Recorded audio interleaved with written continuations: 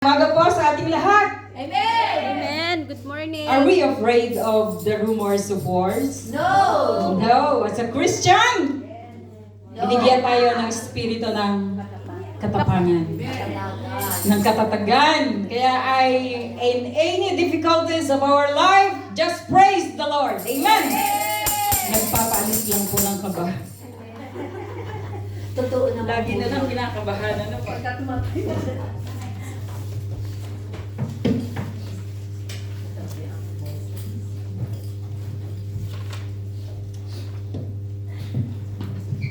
Hallelujah, praise the Lord. Kapayapaan po na nagmumula sa ating Panginoong Hesukristo. Amen. Praise the Lord. Ang kagalakan na nagmumula ay tunay nga pong hindi natin ito ibebenta sa iba. Hindi natin ito maipamimigay dahil ito ay ibinibigay sa atin ng pusa ng ating Panginoong Hesukristo. Ang kapayapaan at ang kagalakan po sa atin. So, today po is a Solid Group Sunday service. Tuwing ika-4 na linggo po ng buwan ay sinaselebrate po natin ang Solid Sunday service. So, will you please stand for our Word of God to give respect?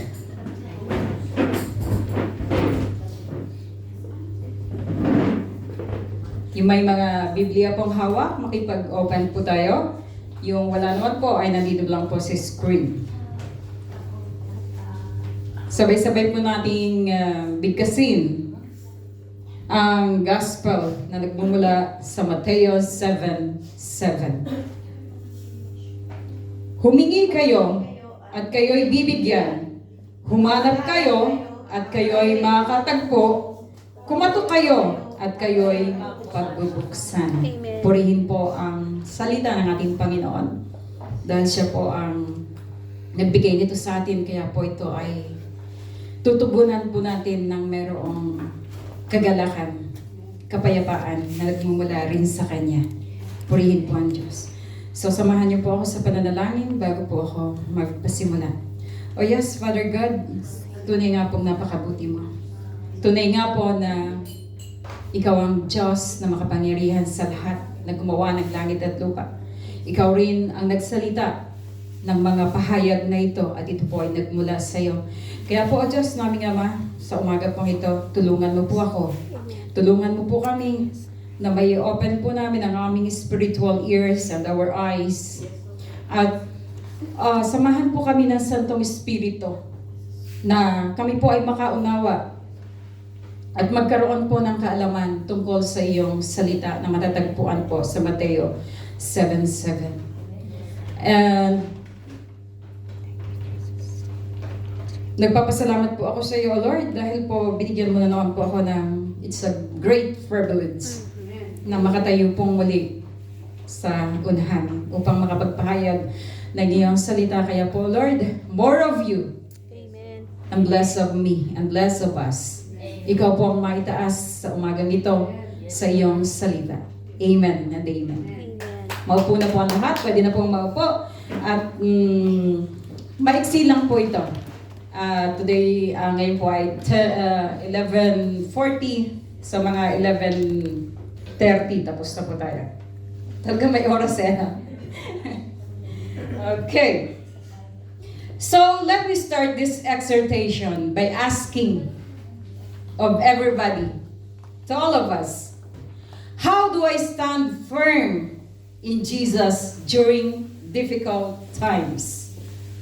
So, paano nga ba tayo naninindigan sa ating pananampalataya sa ating Panginoong Jesucristo during difficulties of our life, during the situation, the ups and downs of our lives? Paano po natin hinahandle ang ating mga difficulties or situation na ito?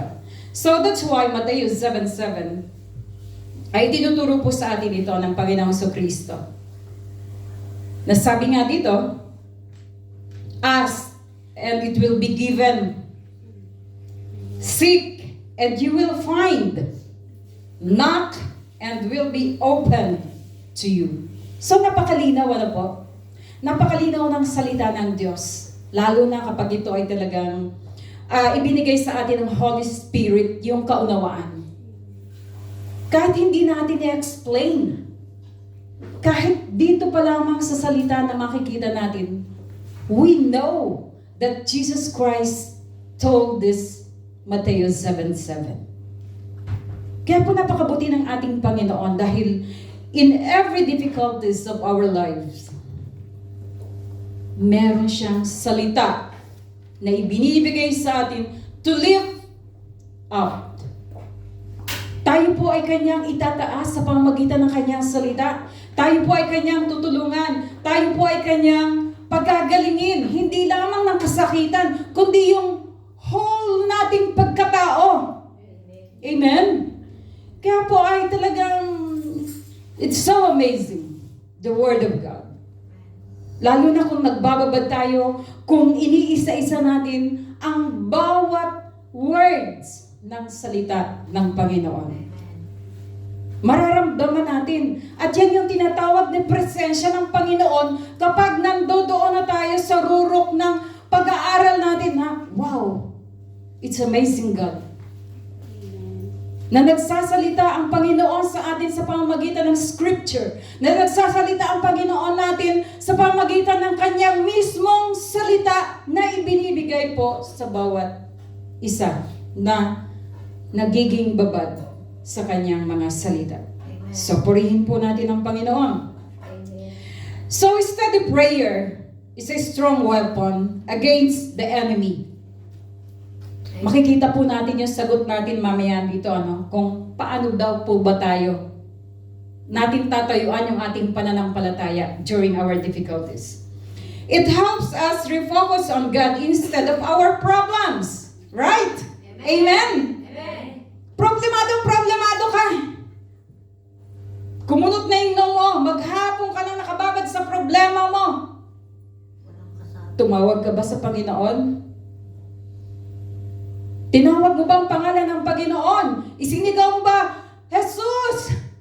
Hirap na ako. Hindi ko na to kaya. Are we? Sometimes not. Dahil pinaniniig natin ay yung sarili nating damdamin. Na hindi natin inaalala na mayroon tayong malaking Diyos na pumapagitna sa bawat oras, bawat buhay natin. 24/7. Andiyan dyan ang Panginoon. Prayer is the best protection, the defense, and the weapon in our spiritual fight. Napakaraming battles, Amen. Napakaraming battles na kinakaharap natin. Even our personal life. Ang dami-daming sitwasyon. Akala mo wala nang solusyon. Akala mo lugmok ka na. Akala mo hanggang doon ka na lang.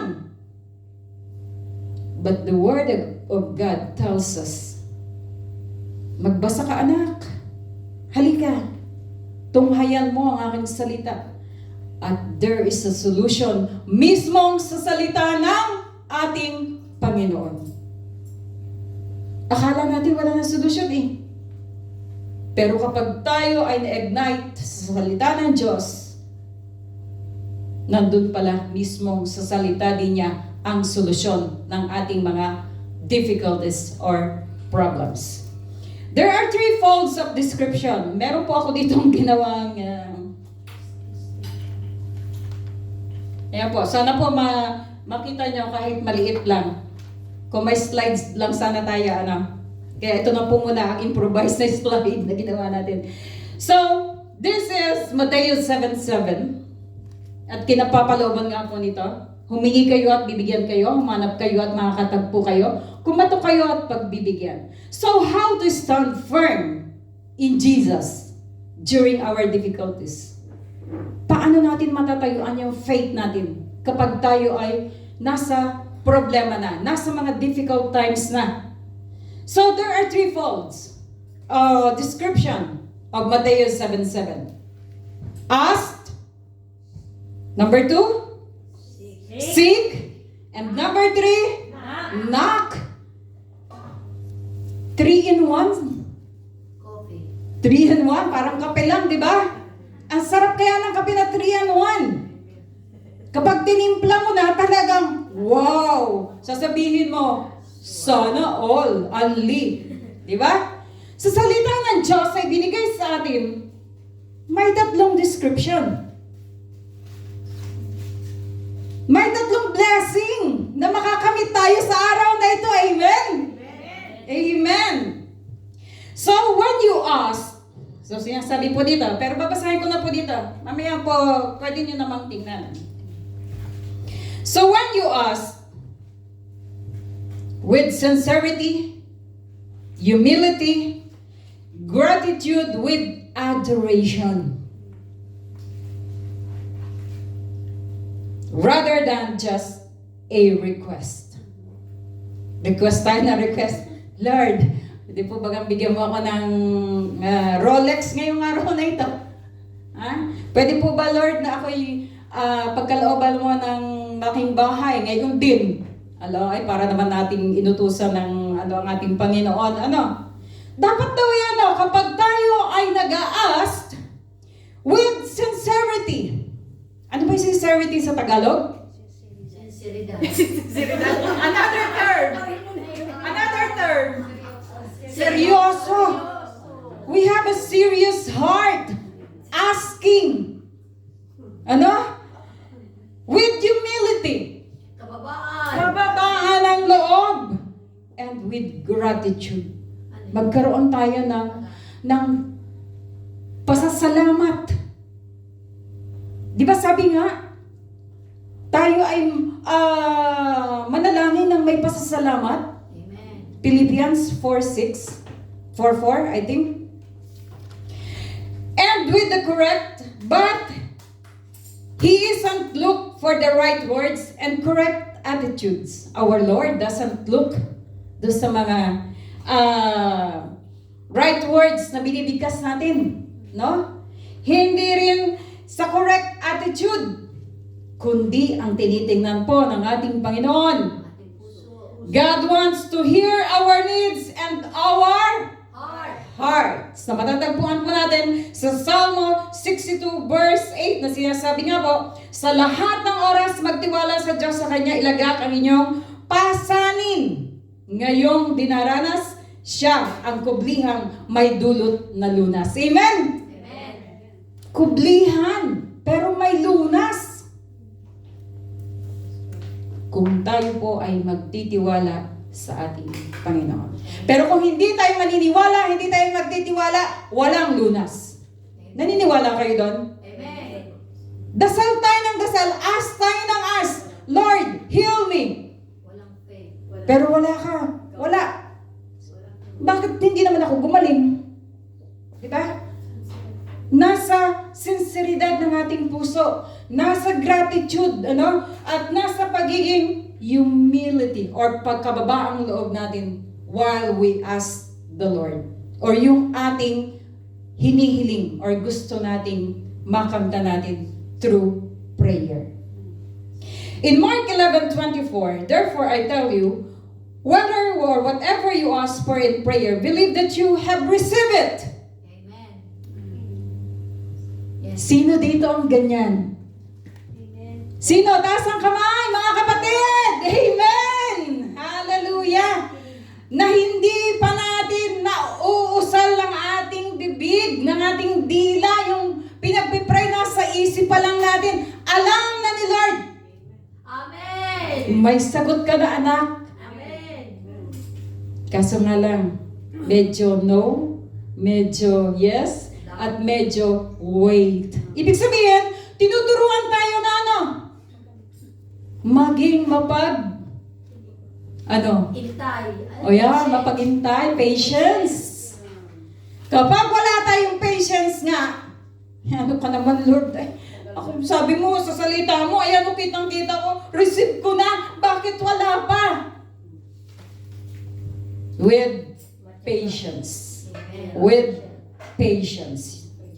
In John 14 verse 13 mentions asking in Jesus' name to glorify the Father, and this phrase underscore the broad scope in prayer. The term whatever suggests that There are no limits. Walang limitasyon pala ang ating mga inaas. Pwede nating ias sa Panginoon. Ano? Walang limitasyon. Yun nga lamang ang titingnan ng Panginoon ay ang ating puso kung naka-align ba sa Kanya at doon sa hinihingi mong prayer. Amen. Kapag ang hinihingi mong prayer is out of His alignment, sorry. Pero kung naka-align tayo sa Kanya, God will respond our prayer. Amen. What we asked, He will give it. It will be given. So, puso po lagi ang tinitingnan. In the first century of Judaism, prayer was the central part of religious life, involving set times and specific rituals. But Jesus tells us, emphasize a personal and direct approach to God. Noong mga panahon ng mga Israelites, ang dami mga rituals. No? Ang dami nilang mga kung ano-anong pinapagawa ng Panginoon, ng Diyos Ama, iniutos kay Moises, ang tabernakulo, huwag lalapitan, lahat. Mag-aalay kayo ng mga hayop na talagang sinasabi ng Panginoon kay Moses kung ano yung mga dapat ialay. Mga toro, mga tupa na talagang walang kapintasan. At yan ay gagawin. Hindi pwedeng i-disobey. Kasi pag dinisobeyhan, mamamatay tayong lahat. Mamamatay tayong lahat. Kapag tayo ay hindi nakasunod sa panuntunan ng ating Panginoong Diyos. So Jesus tells us now, as a Christian, nowadays, our generation, di ba sabi nga, pinalaya tayo ng Panginoon sa Kristo doon sa law Amen. ng nakaraan ng Old Testament. Amen. And now, this is the word of Jesus. Matthew 7:7. He will name whatever is asked in John 14:13-14. Whatever is asked in His name will be done. Pero niyo, napakabuti ng Panginoon, ano? Our mediator is Jesus Christ.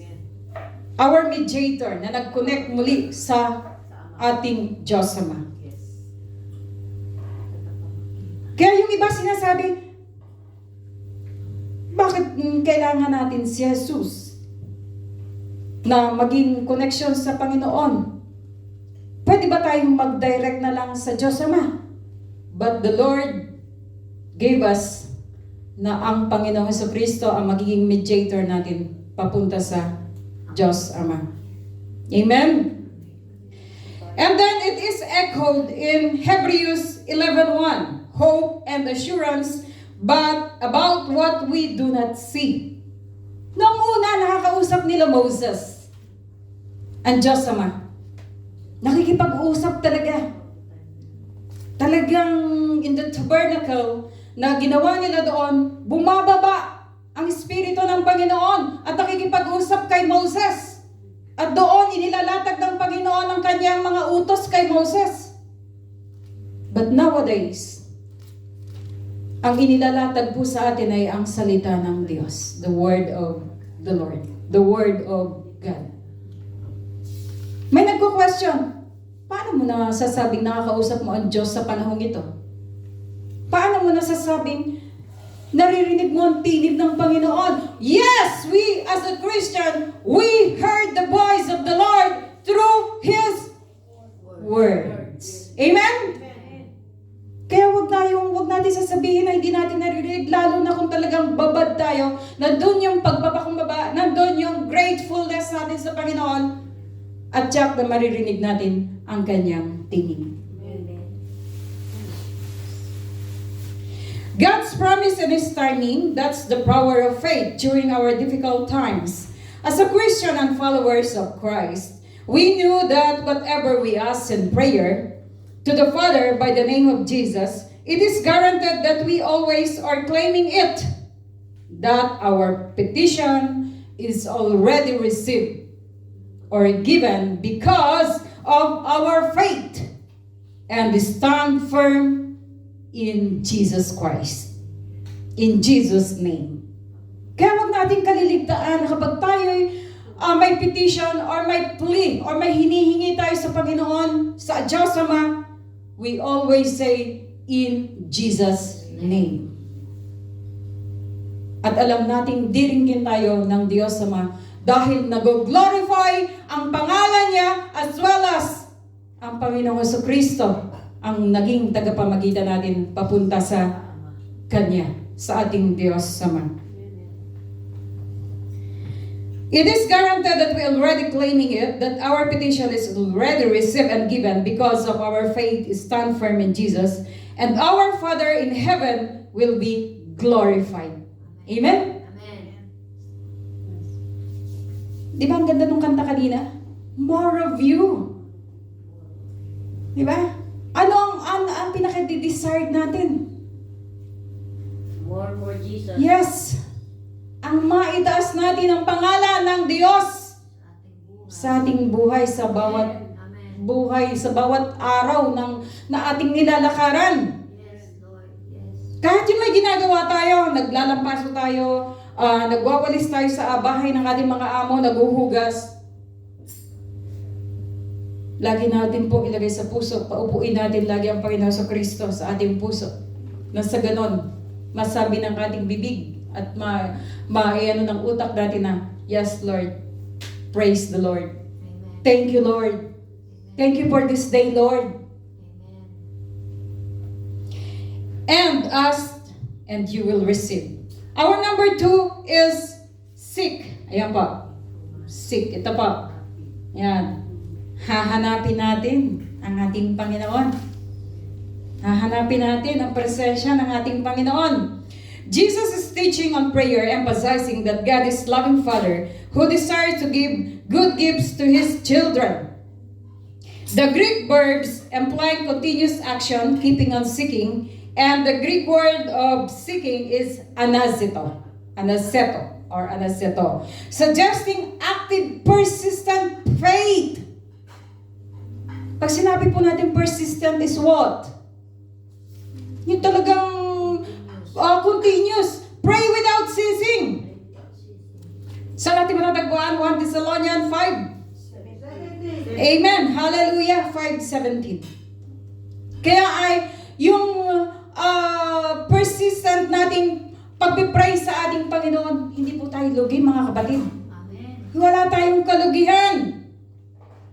Huwag tayong mapagod in seeking the presence of our God. Amen. Through prayer. Through Bible study. Mahanap po natin ang presensya ng ating Panginoon. Reading the scripture and dig it, and the Holy Spirit is going to help us and to understand what is His Word. Amen? Kaya nga po, pag tayo nananalangin, kapag tayo nagsisimula ng ating mga gawain, we always ask the guidance of the Holy Spirit. Dahil siya po ang tutulong sa atin upang tayo ay makapagpatuloy. Upang maunawaan natin ang kanyang mga salita. And Jeremiah 29:13, you will seek me and find me when you seek me with all your heart. Puso pa rin. Talagang puso lagi ang tinitingnan ng ating Panginoon. Kahit gaano pa tayo kabait, Amen.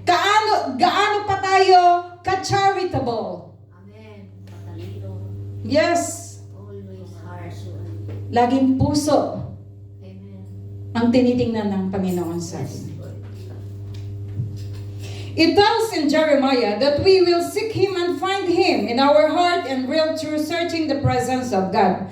Not only by uttering the words in prayer, but with a clean heart seeking Lord Jesus Christ.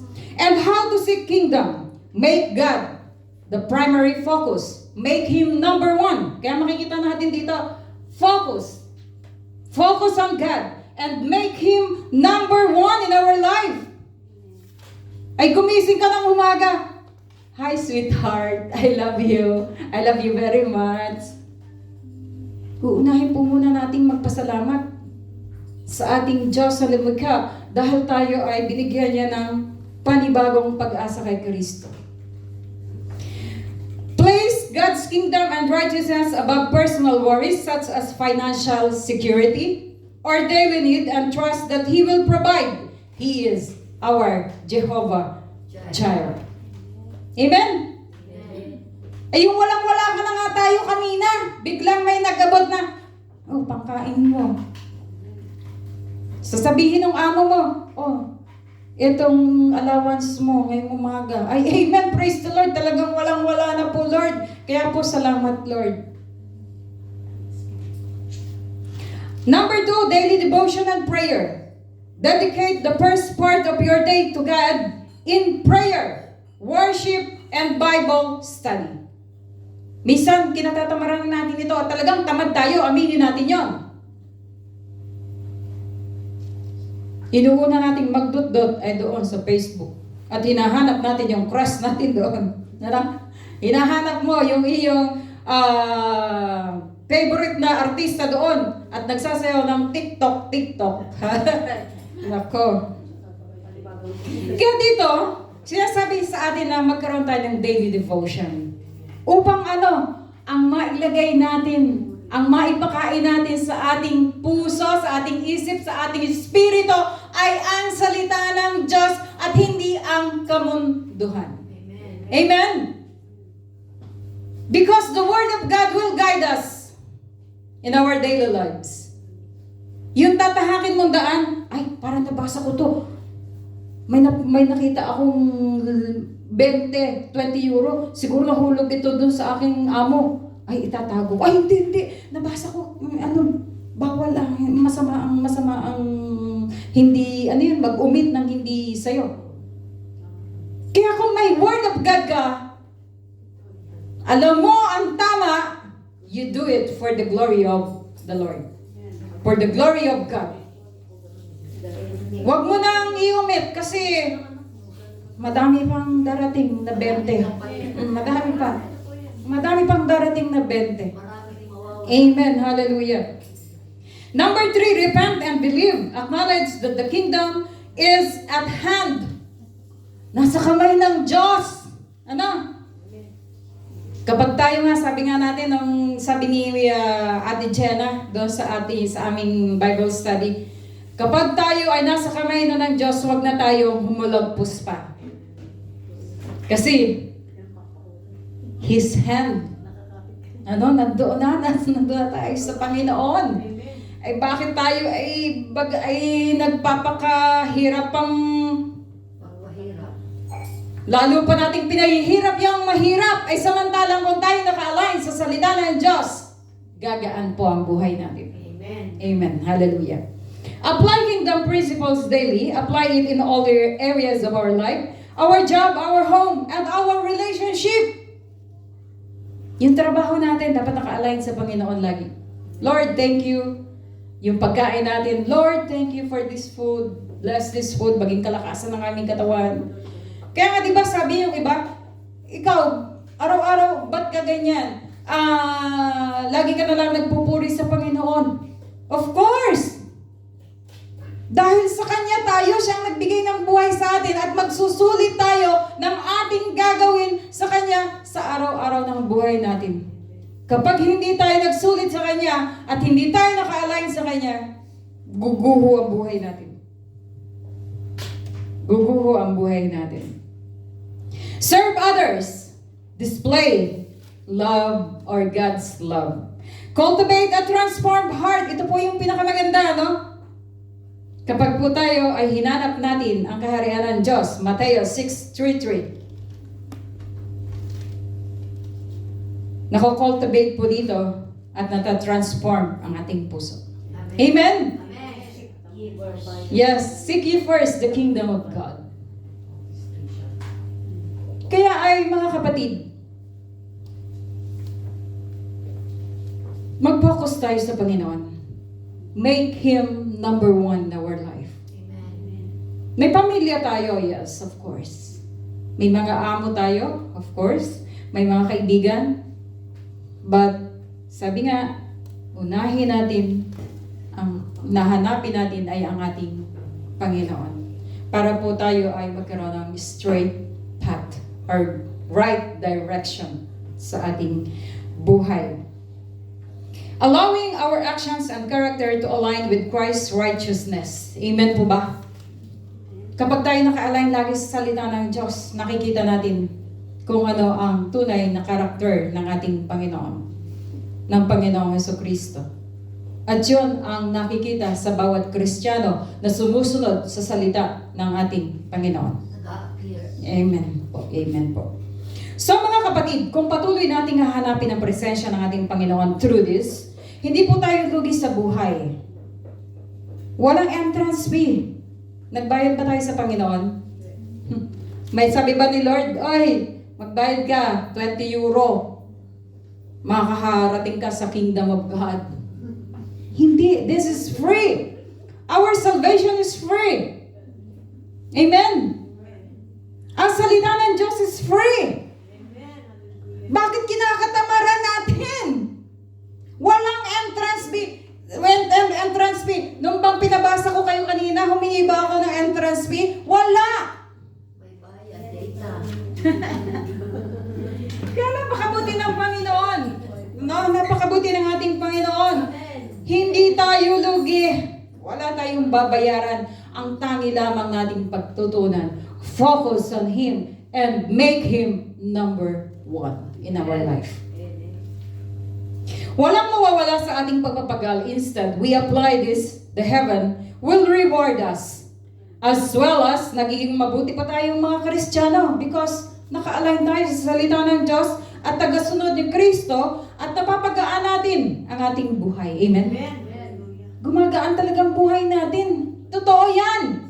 Ranas ng mga Kristiyano na tayo ay gumagaan ang ating pamumuhay kapag tayo ay nasa Panginoon. At di natin maramdaman ang mga difficulties if we are aligned in the Word of God and stand firm in Christ. Last, knock. Yan. Malapit na po ang matapos, 15 minutes. And then, knocking in prayer means to persist in faith, continuously bringing your request to God, even the answers are delayed. So ano daw ang gagawin natin? Continuous knocking, ano? Prayer, sisi. Di ba? Di ba yung mga anak natin? Mami, nanay. Ay, gusto ko po nito. Lalo na pag mga babies pa, yung talaga mga grade schoolers pa. Yan, mahilig ta talagang manghingi-hingi yan, ano? Nanay, bili mo ako nun. Gusto ko yun. Wala. Sasabihin nanay, wala, pero meron, di ba, no? Pero sabi nga dito sa salita ng Diyos, ano? Palo. Kapag tayo ba'y humihingi, ano daw pa? Bibigyan ba daw ng tinapay? Bibigyan ba natin ng ahas kapag ito'y humihingi? Ng isda? Hindi po, di ba? Amen. Kaya patuloy tayong mag-knock-knock. Ano? Knock. Kumatok sa ating Panginoon. And bringing your request to God even when the answers are delayed. It signifies taking active, obedient step toward opportunities while trusting God to open the right door.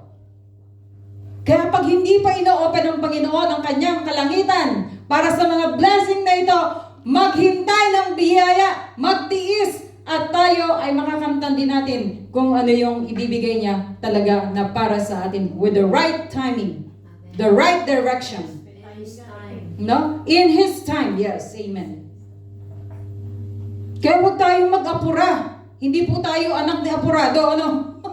Hindi po tayo mga anak ni apurado na apura ng apura na gusto natin yung mga nire-request natin ay ngayon din ay makikita, ay matutupad. Hindi po. Kaya inuulit po natin, maging matiisin po tayo. Maging mapagpasensya po tayo. At matuto tayong maghintay sa tamang timing ng ating Panginoon. And how to knock in prayer. Be persistent. Take action. Trust in God's timing. Overcome resistance and focus on relationship to our living God. Amen. Yung relasyon natin sa Panginoon ang mahalaga. Ano nga ba ang tunay na relasyon natin sa ating Panginoon? Sometimes meron. Di ba? Sometimes pinanghihinaan tayo, sometimes talagang ayaw na natin, gusto na nating talikuran ang ating pananampalataya. But our Lord is what? Hinihila tayo pabalik. Anak, halika. Huwag kang manlupaypay, huwag kang sumuko dahil ako. Ang pangako ko sa inyo ay ano? I will never leave you nor forsake you. Kaya napakabuti ng Panginoon.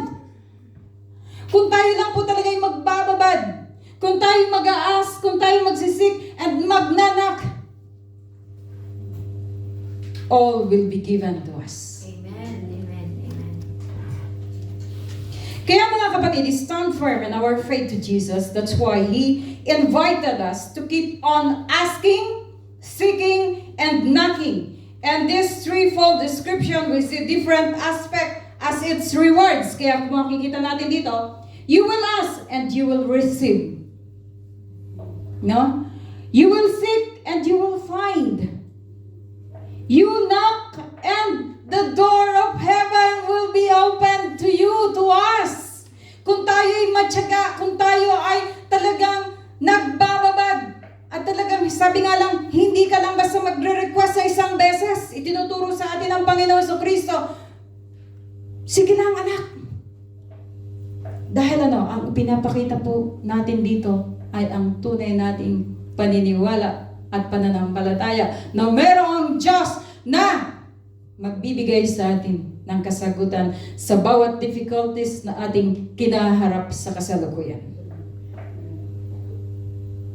Kaya napakapalad po natin na mga Kristiyano na tayo ay talagang babad sa ating Panginoong Kristo. Na talagang naka-stand firm tayo kahit ano pang difficulties meron tayo.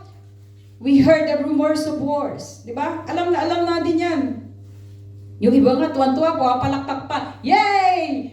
Ano tawag doon yung missile? Kanilang sinasalo na agad para hindi talagang totally bumaba at sumabog sa kalupaan, kundi sa itaas na lang. Amen. Yes. Kaya difficulties talaga. Sitwasyon talaga na mahirap para sa ating mga OFW. Dahil yung puso natin is what? Baka hindi ko na makita yung mga anak ko Baka hindi na ako makauwi Amen. Di ba? Totoo po. Pero as a Christian, and we have faith and believe in Jesus Christ, alam natin na merong kasagutan ang bawat ating mga hilahil or situation. So, how to stand firm in Jesus Christ? Kung i-relate natin ito sa Old Testament, si Moses nagkaroon ng difficult situation sa mga Israelites. Because sa mga Israelites ay pinamunuan at inutos ng Panginoon ng Diyos Ama na ito ay i-handle ni Moses. At yun ay napakabigat na obligasyon ni Moses, di po ba? Napakabigat na talagang difficulties. Difficult para kay Moses. Pero sa tulong at gabay ng Panginoon, ng Diyos Ama, nabuwag ba siya? Pero may isa dito sa Numbers 11. Kung iyanan natin yung bilang, chapter 11, na nag-aas doon, na muli na namang nagreklamo. Ang mga Israelites, ang mga dayuhan, na sila daw ay hindi na nakakakain ng karne. Puro na lang daw yung mana. We know it, di ba? Yung mana. Alam natin yan. At doon, narinig ni Moses na muli na namang nagreklamo at siya ay nagsumbong sa Panginoon, sa Diyos Ama. Ang sabi niya is what? Basahin po natin, may oras pa na 5 minutes. Bilang 11. I-recall lang po natin. Alam ko naman po ito po ay inyo na. Pero nakaka-amaze po talaga ang Panginoon. Ito po, ang sinasabi. Sabi ni Moses, bakit niyo ako ginaganito? Kay Yahweh ha, kay Yahweh. Bakit niyo ako ginaganito? Ano ikinagagalit niyo sa akin? Bakit niyo ako binibigyan ng ganitong kabigat na pasanin, difficulties, situation? Ako ba ang nagsilang sa kanila? Aalagaan ko ba sila tulad ng mga pag-aalaga ng isang ina sa kanyang anak hanggang makarating kami sa lupang ipinangako mo sa aming mga ninuno? Ayaw nila akong tigilan sa kakahingi ng karne. See? Yan ang mga problema. Ang naging problema. Ang situation ni Moses that time. Saan ako kukuha ng karne para sa ganitong karaming tao? Sabi niya kay Yahweh. Hindi ko ito kayang alagaang mag-isa. At dito ako nakakalungkot. Nalungkot talaga ako dito nang sabihin ni Moses sa verse 15. Kung ganito rin lamang ang gagawin nyo sa akin, mabuting pang mamatay na ako ngayon din kaysa naghihirap ng matagal. Dahil pasa ni Moses yung buong Israelites. Amen? Talagang sitwasyon niya napakahirap para kay Moses that time. But now, babasahin lang natin yung salita ng Diyos. Pakikinggan lang natin yung tinig ng ating Panginoon through Bible, through pagbabasa, pagbababad natin sa salita ng Diyos. May kasagutan na. Kaya this time, dito sinasabi na ng Panginoon, ano ang sagot ng Panginoong Diyos kay Moses? Sa verse 23 ng Bilang 11:23. Moses, mayroon ba akong hindi kayang gawin? Amen. Ngayon din, ipapakita ko sa iyo kung totoo o hindi ang aking sinasabi. Kaya dito sa ating Mateo 7:7, kapag hindi tayo naniwala, kapag hindi tayo nagkaroon ng faith sa ating Panginoong Jesucristo na ating tagapamagitan sa ating Panginoong Diyos, hindi natin makukuha, hindi natin makakamtan ang mga prayer na ating sinasabi sa ating Panginoon. Kaya dito malinaw na sinabihan ng Panginoon ni Yahweh si Moses na meron ba kong hindi kayang gawin? That's why here in Mateo 7:7, tinuturuan tayo, natatapos na po ako. Jesus told us, have intensity. Intensity, talagang marugdog. Yung intense talagang pagpupuyatan mo, pagsusumikapan mo. Yes, that's the right term. Pagsusumikapan natin, marugdog, and passion, and persistence in prayer. So ano nang hinihingi sa atin ng Panginoon para masagot ang mga difficulties? Pananalangin or in prayer. Amen? Mabigat ba? Mabigat ba yung iniuutos sa atin ng Panginoon dito? Mabigat ba? Hindi. Mananalangin lang tayo dito. Pero tatandaan natin, yung mga nakaloob sa asking, seeking, and knocking. Yes. Ask with confidence and humility, seek with care and application, knock with earnestness and perseverance. Jesus encouraged us. So, nakasulat po yan dito. Mamaya tingnan nyo na lang po. Nandiyan din po ang mga verse. Even when you sense that the door closed, you must knock until to do so. Continue to do so. Talagang continue. Hanggat hindi mo nararamdaman na wala pa yung hinihiling mo, sige lang, pray ka lang ng pray dahil yun ang pinag-uutos sa atin ng Panginoon. Huwag kang titigil. Ay paano kung halimbawa, nandun ka na sa talagang malapit na, doon ka nag-give up. Ay di balik ka na naman sa asking. Balik ka na naman doon sa seeking. Magtutok-tok ka na naman, knock-knock. Who's there? Kaya kung meron tayong isang ipinanalangin, idinulog sa ating Panginoon, continuous. And we will have an answered prayer. And you will be answered, sabi ng Panginoon. And now we know the answer during our difficult times. It is through prayer. Humingi, pero manalangin ha. Hindi sinabing humingi lang, manalangin. Humanap, manalangin pa rin. And then kumatok, manalangin pa rin. At kapag hindi pa na-open yung heaven sa mga blessings na ating hinihingi sa Panginoon, manalangin pa rin. 1 Thessalonica 5:17. Pray without ceasing. Amen! Kaya po, mga kapatid, ito po ang binibigay sa ating kautusan ng ating Panginoon. Asking and you will receive. Seeking and you will find. And knocking and the door will be open. Amen! Hallelujah! Praise the Lord! Inaanyayahan ko pong tumayo ang lahat dahil po time na, recess na. Inaanyayahan ko po si Pastor Rems to close my exhortation. Pastora, will you please do the honor for closing the exhortation? Thank you. Thank you mga kapatid. And it's again, I will thank to God. I'm going to thanking to God. Kung patuloy niya pong magagamit, go on.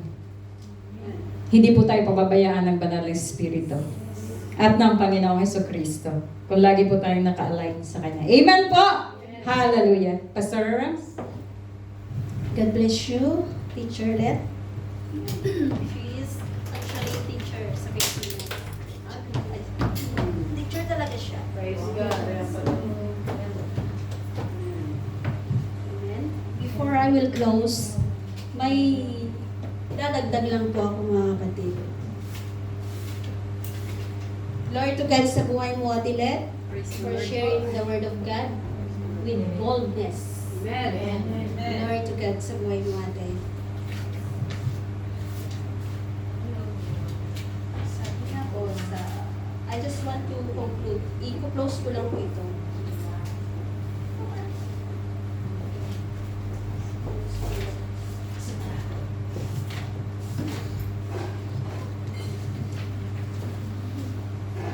Pwedeng umupo muna tayo kasi hindi pa ako po muna tayo. Mawala yung sinulat.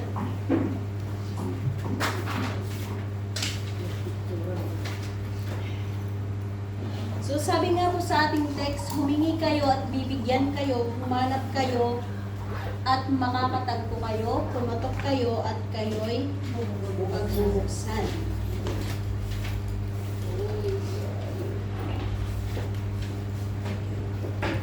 So ito po yung verse na ito yung sa Sermon in the Mount. Kasama na si Jesus, kasama ang kanyang mga disipulo. So dito po ay ini-invite sa atin na po itong message na ito. This message is for us already. Ini-invite tayo ng Panginoon na tayo ay maging active. Like Ate Let preached this morning or this afternoon. Maging active po tayo. Kailangan ay aktibo tayo, ongoing yung ating relationship sa Panginoon. Hindi ka lamang hihingi pag may kailangan ka. Hindi ka lamang lalapit pag hirap ka na. Kailangan po is consistent. Kailangan po is active po tayo mga kapatid sa paghihingi, sa paglapit natin sa Panginoon. So when we say us, yun po yung Jesus encouraged the believers to we must bring all our needs. We must bring, ilatag natin sa paanan ng Panginoon lahat ng ating kailangan. Hindi po yung wants, yung kailangan natin. Because God asking here is how we will acknowledge God. Na hindi tayo nagre-rely sa ating lakas. Hindi tayo nagre-rely sa ating kapasidad. Kasi we have the limitation. May limit po yung ating kakayanan, yung ating pangunawa. But if you acknowledge God, God will answer what you ask for. Amen. And also in seeking goes beyond asking. Magkakasama kasi yan eh. If you ask, isik mo rin. When you seek, the door will be open to you. So yun po, kailangan lang magkasunod-sunod ang mga bagay na ito. So narinig ko kanina yung wait. Kasi may nabasa po ako. I just want to share, Atlet and mga kapatid, about the meaning of wait. Sabi niya dito, so interesting. When God says wait, W, walk in His timing. Lumakad tayo sa kanyang timing. Align His will. Yun po yung A. I, invest in His word. Tatagal po kanina. Pray, read the word of God. Pray. And T, trust in His plan. Magtiwala tayo sa presensya, sa plano ng ating Panginoon. So, waiting is not wasted.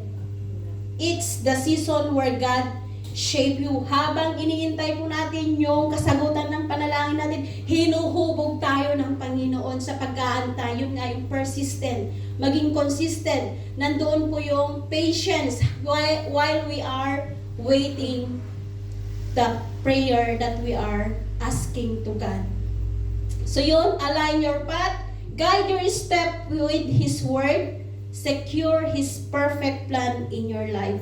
So trust His timing, follow His will, meditate on His word, rest in His plan, everything comes together in His perfect timing. Amen. To God be the glory. God bless po sa ating lahat. Maaari na po tayong tumayo at i-close po natin yung ating gawain.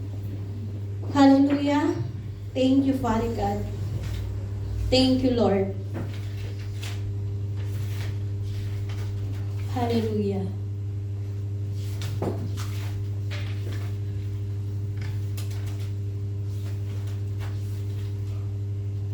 Thank you, Lord. So tayo po lahat ay manalangin at ibigay natin yung papuri sa Panginoon.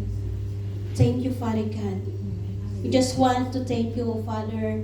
We just want to give all the glory to your name. Na ikaw, Panginoon, ang patuloy na umupo sa puso ng bawat isa. Nasabi mo nga sa iyong salita, Father God, that in Matthew 7:7, humingi kayo at bibigyan kayo. Humanap kayo at makakatagpo kayo. Kumatok kayo at pagbubuksan kayo. Yes, Jesus, we are here, O Father God, that we are always acknowledge your presence, your Holy Spirit to be our guide, to be our teacher. Na sa tuwing kami ay lalapit sa iyo, kami ay nananalangin na may pagpapakumbaba, na may kapayapaan sa aming puso, na kung kami ay nananalangin, na nandoon yung kagalakan namin, O Father God, na hindi pa binigkas ng aming bibig, ay tinugon mo na. But you are looking through the heart of each one of us. Kung ano yung nilalaman ng aming puso, kung saan naka-align yung aming puso, kung naka-align ba kami sa iyo, Ama, or nananatili pa rin kami sa dati naming pagkatao. So we are here, O Father God, to thank you for the word that we heard today. We tackled this morning, O Father. Salamat po, Panginoon, sa buhay ni Ate Let na ginamit mo, Panginoon. May continue, O Father, to give more wisdom, to give more knowledge, O God. Strengthen, O Lord. Palakasin mo po, Panginoon, ang kanyang physical na pangangatawan. Gamitin mo pa siya sa kanyang sa mas malawak na kapamaraanan mo, O Father. Use the life of Teacher Let or Ate Let, Panginoon, sa mga oras na ito hindi lamang po dito sa church, but also to his family, to his community, or to this nation of Farigan. Salamat, Panginoon, sa kanyang buhay na mas lalo po, habang ginagamit mo po siya, Lord, mas lalo po siyang magpakababa. Habang gagamitin mo po siya, Lord, mas lalong ikaw ang kanyang hahanapin, Panginoon. Salamat sa kanyang buhay, Panginoon, at ganoon na rin po, Lord, sa mga kapatid ko na nakinig ng iyong mga salita sa umagang ito, Lord. I speak blessing, healing, O Father God. Inaanyayahan ko po ang lahat na itaas ang kanilang mga kamay. May the God who invite you to ask, seek, and knock, open His generous hand toward you, guide you into His truth, open every door aligned with His will. May your prayers be met with His faithful answer. And may your seeking lead you ever closer to the heart of God. Amen. Hallelujah. God bless you, and the Lord will be with you always. Amen. Hallelujah. So after po ng ating closing prayer, we will have our graduation ceremony in Solid New Wave. And also sa Discipleship Batch 3. Wow. Ito yung kasama.